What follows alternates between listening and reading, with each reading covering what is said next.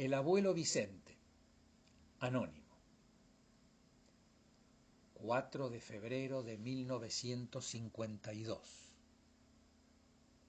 Frío y congelante invierno en París. El abuelo Vicente había llegado hasta allí gracias a un pasaje comprado en su mutual, en 48 cuotas fijas, con un crédito brindado a todo antiguo personal que hubiera trabajado en la Fuerza Aérea Argentina durante 10 años.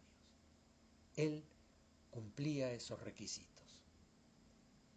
Había trabajado algún tiempo para Francia y en virtud de poder incrementar su jubilación argentina en unos pocos pero necesarios pesos, unos fríos empleados administrativos le habían exigido un certificado firmado y sellado por el Departamento de Seguridad Social francés. Solicitó el turno por carta vía aérea y se lo confirmaron de la misma manera para el 4 de febrero de 1952. Enviar su carta y recibir respuesta del gobierno francés fue un trámite que duró 9 meses. El abuelo Vicente le comentó a su esposa muy contento: «Mirá, Fanny, qué rápido que fue todo, ¿no? Los franceses son una maravilla, qué envidia». Llegó a París el 3 de febrero, un día antes de la fecha acordada, y eran las 5 de la tarde. ¿Qué hacía? Todavía incluso le faltaban varias horas para la cena de las 9. Solo para recordar viejos tiempos, se dirigió hacia el lugar donde había prestado servicio, la base aérea de Vélizy-Villacoublay, a solo 8 kilómetros de París. Un ómnibus lo llevó junto a otros 12 pasajeros que iban para ese lado. Se bajó y caminó, aunque trabajosamente, ya que una molesta renguera en su pierna derecha lo acompañaba desde hacía unos 3 años. «Descalcificación ósea», le había asegurado su médico. Tomaba todos los días unas pastillas, cuya efectividad ya estaba comprobado que era nula, pero igual las tomaba. Más para no escuchar los reproches de Fanny que con reales esperanzas de recuperarse, pues lo consideraba improbable. Llegó a la base. Los 2 alférez de guardia sonrieron cuando vieron al abuelo Vicente, que en perfecto francés les solicitó ingresar y les aclaró que su intención era solo tomar algo fuerte en el casino de oficiales, sin molestar.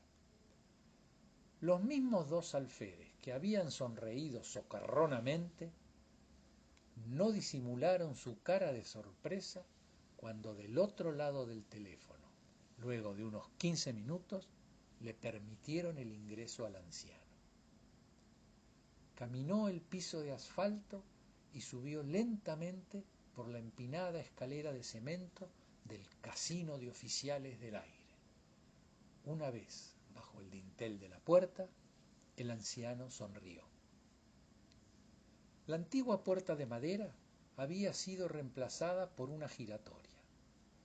Más de un minuto le costó solo ingresar ante las sonrisitas malvadas de los jóvenes oficiales que se encontraban adentro disfrutando sus tiempos de descanso. Se le escuchó a uno decir, incluso entre risas, a sus compañeros: «Je préfère mourir en l'air que d'être comme ça». Algo así como que prefería morir en el aire antes que estar así. Igual, el abuelo Vicente se dirigió al bar de oficiales, una antigua institución aún más antigua que el mismo casino. Llena de ícaros de madera, oxidados sextantes de metal, pretéritas máscaras de oxígeno, habitaba allí todo lo que un aviador admira: colmado de pedantes pilotos de caza, admirados por ser la élite de Francia, jóvenes, musculosos y desagradables, creídos que el cielo les pertenecía por derecho divino, simplemente se rieron de la bizarra situación y se dedicaron a burlarse del anciano. Apenas éste se sentó a una mesa y pidió un liqueur de pomme, licor de manzana. Ese viejito, rengo, jorobado, muy pequeño, con una mirada dulce y bonachona, con manos ajadas, encorvado hacia adelante y bajo un enorme tapado de lana pesada que lo hacía visualmente todavía más pequeño, se limitaba a sonreír cuando las burlas se dirigieron a él desde esa mesa de aguerridos pilotos.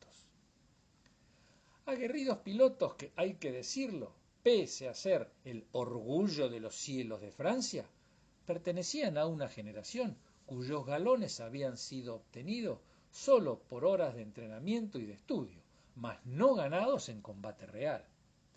Todos conocemos de sobra este tipo de personajes. Abundan en todos los ámbitos.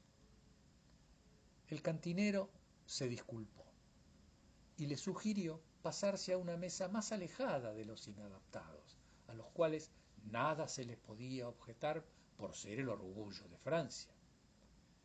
El viejito Vicente le respondió: No, no, no, mi buen amigo, no importa. Si me lo permite, desearía quedarme aquí. Es que en esta mesa conocí por primera vez a mi amor, la madre de mis hijos. No me queda mucho tiempo y sentarme aquí me permite recordarla. Si no se enoja, me quedo. Los muchachos son jóvenes y tienen mucho por volar todavía. Yo estoy bien, déjelos aletear. Siguió bebiendo su añorado licor de manzanas, y ante cada burla, cruel y más cruel que la anterior, el viejito asentía, y por respuesta solo sonreía. Eso enfurecía más a esos jóvenes oficiales del aire franceses. Ya querían que se fuera. Se lo exigieron ostentosamente al cantinero, el cual, sabiendo ahora el motivo de la estancia del anciano, se negó. Y prosiguieron las burlas y los sarcasmos hirientes, ahora relacionados con la edad del pobre viejo. El anciano Vicente se sonreía, pero no era para nada un gesto nervioso, ni un rictus de miedo o intranquilidad. Le causaba real gracia esa situación. Tal vez los jóvenes no sabían. Pobres, en realidad no tenían por qué saberlo.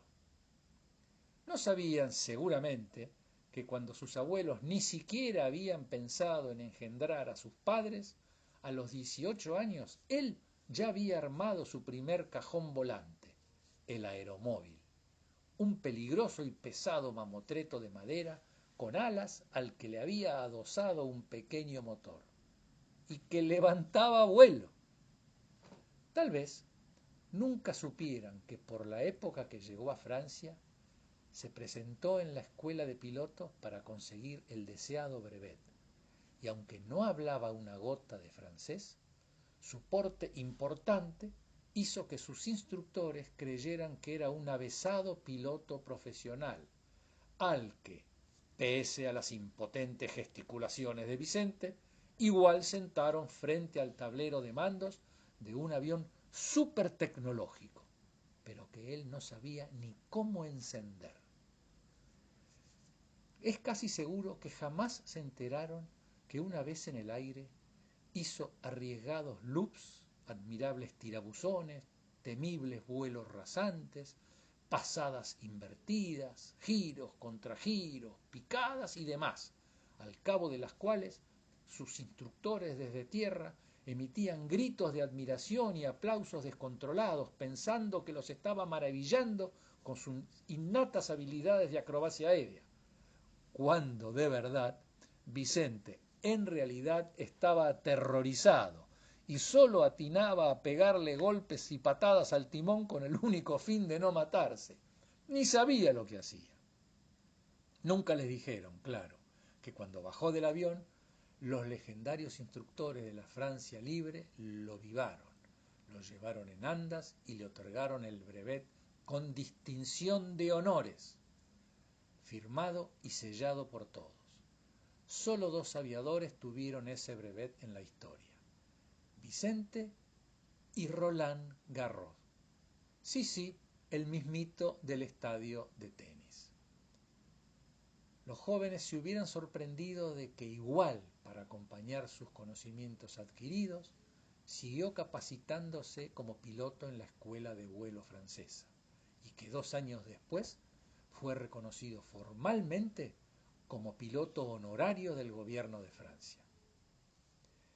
Si estos chicos ya hubieran estado en el año 1965, podrían tal vez haber leído en los libros de historia que cierta vez ese anciano recibió la orden de bombardear una fábrica de gases asfixiantes a unos 150 kilómetros de la frontera, o que salió a las 4 de la mañana, o que cuando salió el sol empezó a bombardear el objetivo que le habían asignado y que cuando su 7ª bomba dio en el blanco, varios aeroplanos enemigos tomaron vuelo dispuestos a lanzarse en su persecución, o que perseguidos por 8 aeronaves y sin perder un minuto, empezó a tomar altura mediante vuelo en espiral, porque ya lo estaban ametrallando, o que a los 1500 metros estabilizó su vuelo y empezó a escapar hacia las líneas francesas, y que cuando ya casi se encontraba sobre territorio amigo, sus enemigos lo habían alcanzado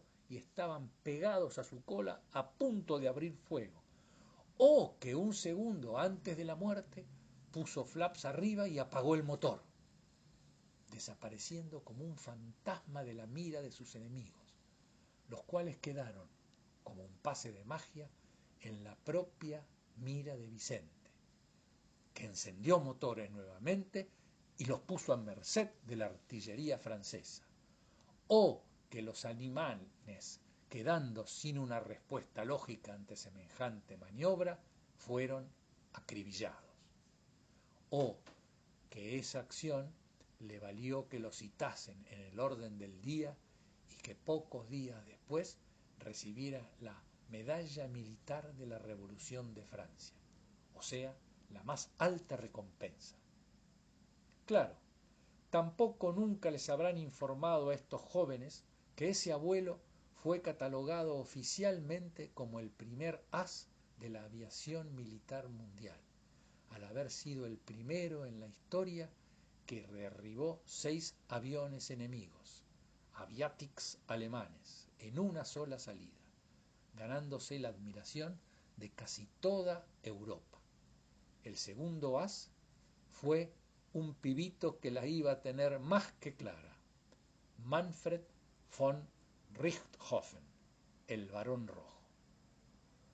Tal vez a esos tontos del aire jamás les comentaron que cuando Vicente, ya retirado del servicio activo, le solicitó al gobierno argentino la compra a Francia de un avión Saulnier para cruzar de noche las peligrosas cimas de los Andes y así inaugurar el primer servicio postal internacional las 24 horas, objetivo cumplido ante la admiración mundial y que Francia festejó como propio, el gobierno francés no solo rechazó el pedido, sino que envió el avión sin trámites burocráticos y acompañó la entrega con un comunicado firmado y sellado por el presidente francés en el que se leía lo siguiente: cualquier avión solicitado a Francia para ser entregado al capitán Vicente Almandoz Almonacid no se le vende, se le regala y se le agradece oficial y orgullosamente la deferencia de haber pensado en Francia y en sus ciudadanos libres que por siempre lo admiran. No creo que esos imberbes conocieran este dato, porque seguían agrediendo e insultando al pobre viejo, que les seguía sonriendo por todo lo que les conté. El que es superior ética y humanamente no necesita promocionarlo. Pero el abuelo Vicente se cansó o se aburrió de esa situación. Ya no sonrió más y decidió darle fin a la situación.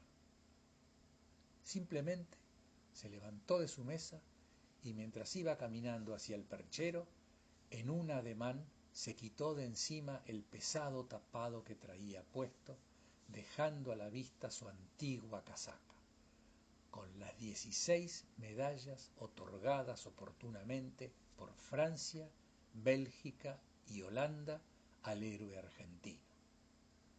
Muchas de ellas inalcanzables para ellos. La Médaille Militaire en platino, la Croix de Guerre, la Légion d'Honneur en oro y plata y la soñada insignia de la Ligue Aéronautique francesa en acero y plumas de Concorde, solo entregada a héroes nacionales. Medallas estas que solo vieron en fotos o en revistas y que ahora apreciaban con las mandíbulas desencajadas sobre el pecho de ese viejo. Cuando el anciano colgó el tapado, todos los maleducados orgullo de Francia se atragantaron.